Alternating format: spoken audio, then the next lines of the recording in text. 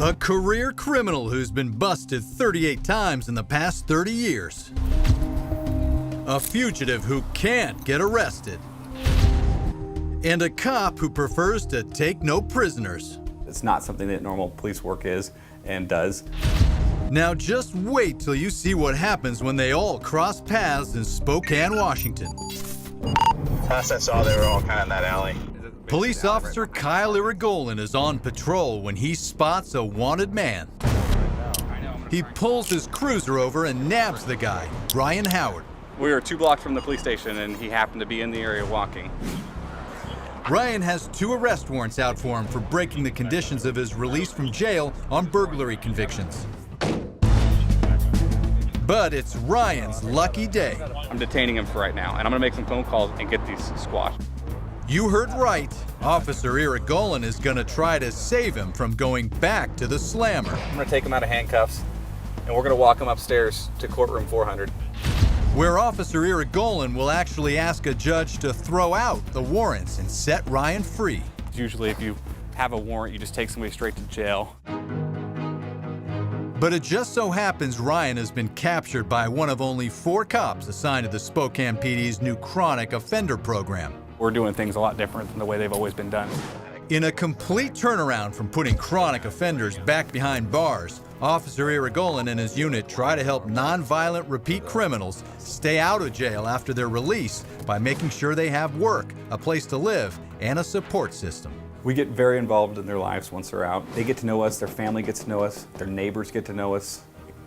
Everyone that they're around really gets to know us, and it's usually been a positive.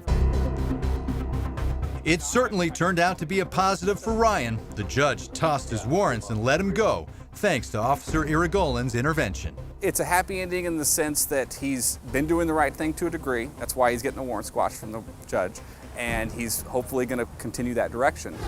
When Officer Irigoyen isn't trying to save chronic offenders from going back to jail, he's trying to get them out of jail. We took on a lot of challenges there. And here comes the biggest challenge of all, career criminal Chris Cannata. I have 38 felony convictions. You know, I'm 43 years old and I have spent 23 years in prison and 4 years in juvenile, you know? And today, as I sit and I talk to you guys, I try so hard to believe that I can turn this around. Chris is Spokane's reigning king of chronic offenders. He's pretty notorious in the community.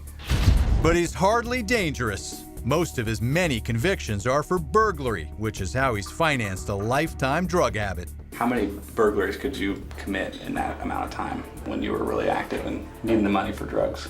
Anywhere from, in a 30-day period, anywhere from 30 to 80.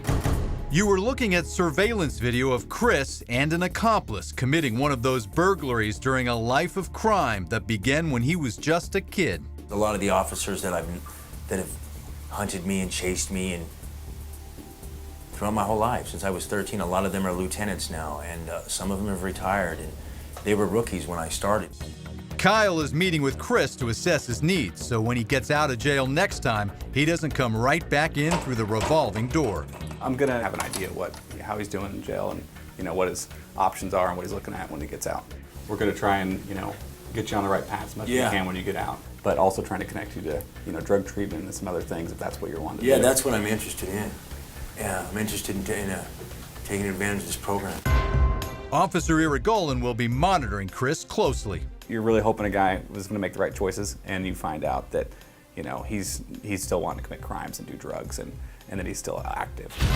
But if Chris does mess up again when he gets out, Kyle the good cop can turn into Kyle the tough cop real quick. We shut it down real fast, and we put a focused emphasis on getting him in custody quickly and holding him accountable for those actions.